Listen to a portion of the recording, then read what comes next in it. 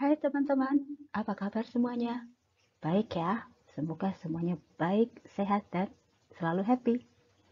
Selamat bertemu kembali di EITS, Economic is That Simple.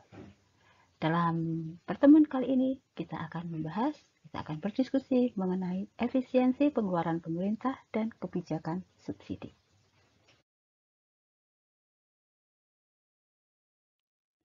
Nah, teman-teman, kita telah tahu bahwa pemerintah mutlak diperlukan dalam setiap bentuk atau sistem perekonomian.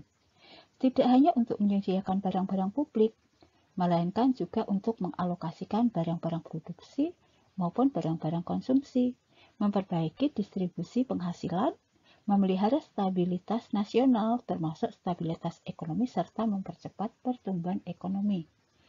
Dapat dikatakan bahwa negara memiliki kewajiban dalam meningkatkan kemakmuran masyarakat yang mencakup mempersiapkan, memelihara, dan melaksanakan keamanan negara, menyediakan dan memelihara fasilitas untuk kesejahteraan sosial dan perlindungan sosial, termasuk fakir miskin, jompo, yatim piatu, masyarakat miskin, pengangguran, menyediakan dan memelihara fasilitas kesehatan, menyediakan dan memelihara fasilitas pendidikan.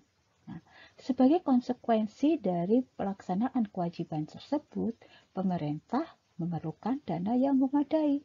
Pemerintah memerlukan sumber-sumber pembiayaan.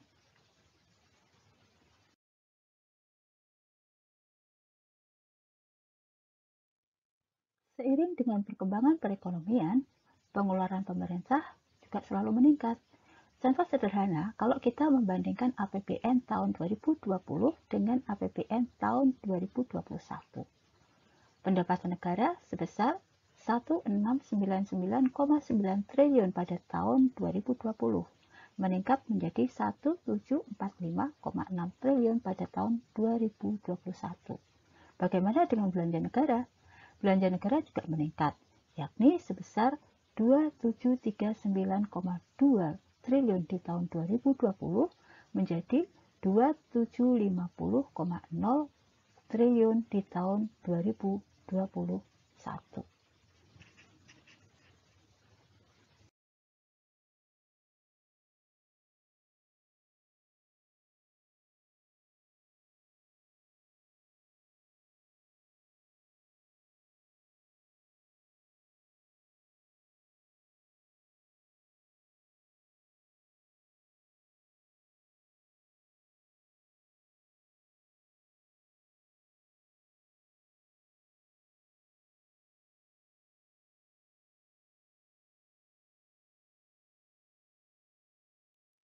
Secara khusus mengenai pengeluaran pemerintah yang selalu meningkat dari tahun ke tahun dalam series yang lebih panjang bisa kita lihat di sini, yakni pengeluaran pemerintah negara kita Indonesia dari tahun 2016 sampai dengan tahun 2021.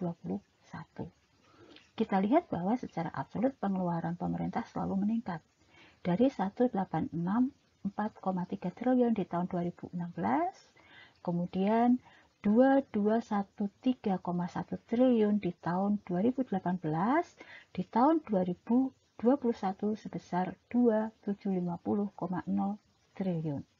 Meskipun kalau kita lihat dari sisi pertumbuhannya itu meningkat ya dari tahun 2016 sampai tahun 2018, kemudian laju pertumbuhannya turun di tahun 2019, naik lagi di tahun 2020 dan pertumbuhannya menurun di tahun 2021. Tetapi kalau kita lihat secara absolut, pengeluaran atau belanja negara selalu meningkat dari tahun ke tahun.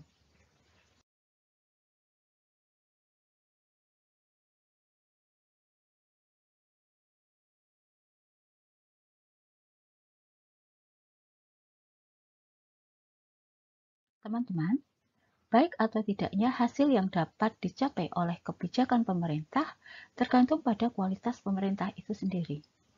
Apabila pemerintah tidak atau kurang efisien, maka akan terjadi pemborosan dalam penggunaan anggaran dan faktor-faktor reduksi. Jika pemerintah terlalu berkuasa dan banyak menjalankan fungsi-fungsi ekonomi, peran swasta menjadi semakin kecil. dan hal tersebut dapat menghambat terjadinya inovasi. Sebaliknya, jika pemerintah terlalu sedikit campur tangannya dan peran swasta terlalu besar, maka dapat menimbulkan ketimpangan pendapatan di dalam masyarakat. Nah, karena pengeluaran pemerintah memiliki pengaruh yang besar terhadap alokasi sumber daya, kombinasi barang dan jasa yang harus dihasilkan di dalam perekonomian serta distribusinya, maka pengeluaran pemerintah harus dilandasi dengan konsep efisiensi. Nah, bagaimana menilai efisiensi pengeluaran pemerintah? Ada beberapa kriteria efisiensi dari pengeluaran pemerintah.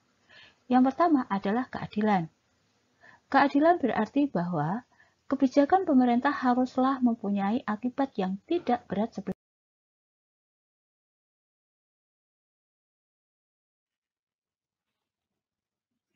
Yang ketiga adalah kriteria paternalisme.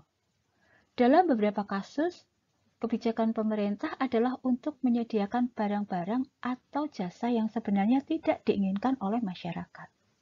Sekalipun pemerintah ingin melayani masyarakat sebagai keseluruhan, tetapi pemerintah juga mempertimbangkan kebutuhan setiap individu secara terpisah. Misalnya jaminan sosial atau social security untuk golongan tertentu. Juga pemerintah membuat ketentuan anak umur tertentu harus masuk sekolah tanpa mengingat apakah ada keinginan mereka untuk masuk sekolah dan sebagainya. Kebijakan ini dapat dilukiskan sebagai kebijakan paternalistik. Banyak orang mendukung kebijakan pemerintah bukan karena kebijakan ini memberikan kepada masyarakat mengenai apa yang mereka inginkan, tetapi mereka percaya, mereka beranggapan bahwa pemerintah mengetahui lebih baik daripada masyarakat itu sendiri. Yang keempat adalah kriteria kebebasan perorangan. Pada umumnya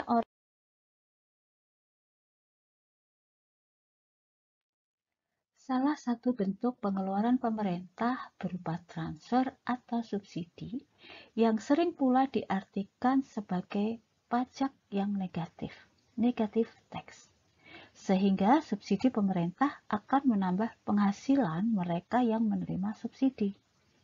Sehingga mereka mengalami peningkatan penghasilan atau pendapatan secara real.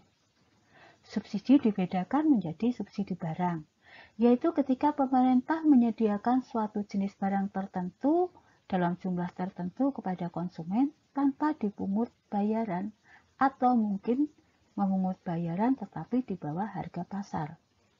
Yang kedua, subsidi uang, yaitu pemerintah memberi sejumlah uang atau memberi uang dalam jumlah tertentu.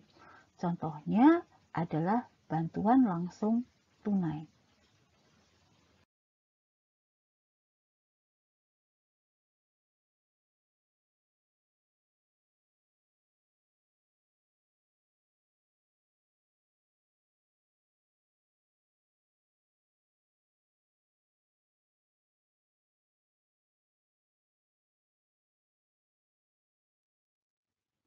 Selanjutnya, mengenai bagaimana dampak subsidi bagi individu penerima.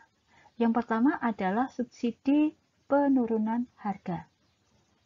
Yang artinya bahwa konsumen itu membayar dengan harga yang lebih rendah dari seharusnya. Selisih harga ditanggung oleh pemerintah. Subsidi penurunan harga ini ditujukan untuk membantu konsumen, namun tidak merugikan produsen. Kita lihat di dalam gambar ini, yaitu gambar kurva indifference. Ya, mula-mula sebelum mendapatkan subsidi, garis anggaran seseorang itu tercermin pada budget line B atau garis anggaran B. Nah, pada budget line yang pertama tersebut, kesejahteraan seseorang itu tercermin pada kurva indifference B, yaitu kurva indifference yang menyentuh garis anggaran B, BLB di sini. Banyaknya barang yang bisa diperoleh oleh individu tersebut, X sebanyak X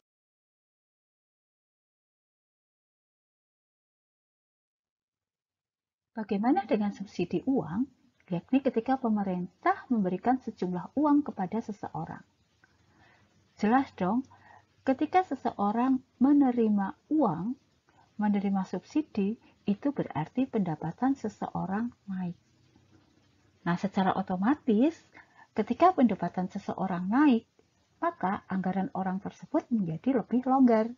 Di sini tercermin pada pergeseran dari budget line B, yaitu ketika seseorang belum menerima subsidi, ke budget line yang tercermin pada BLA, yaitu garis anggaran atau budget lain ketika seseorang menerima subsidi yang lebih tinggi.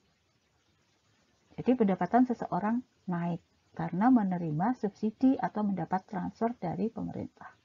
Akibatnya apa? Ya karena penghasilannya menjadi lebih tinggi, maka barang dan jasa yang bisa diperoleh pun lebih banyak.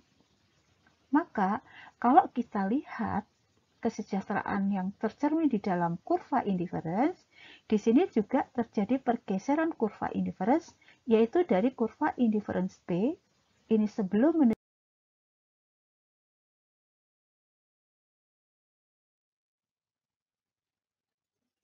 Nah, bagaimana ya dengan subsidi barang?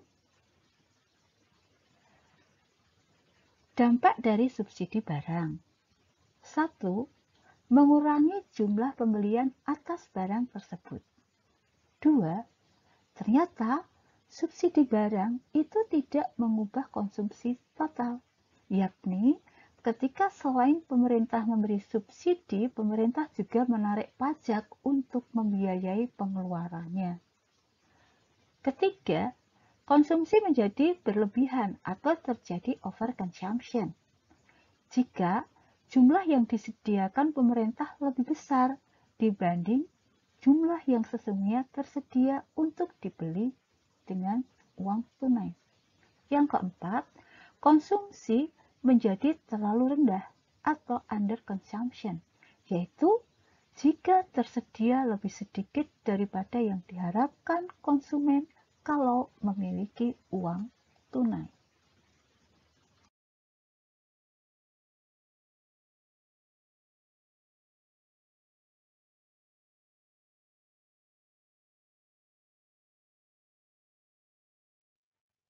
Oke, teman-teman, itu tadi mengenai efisiensi pengeluaran pemerintah dan subsidi. Kali ini sampai di sini dulu ya. Kita ketemu di lain waktu. Sampai jumpa lagi di Age Economic Age That Simple. Bye!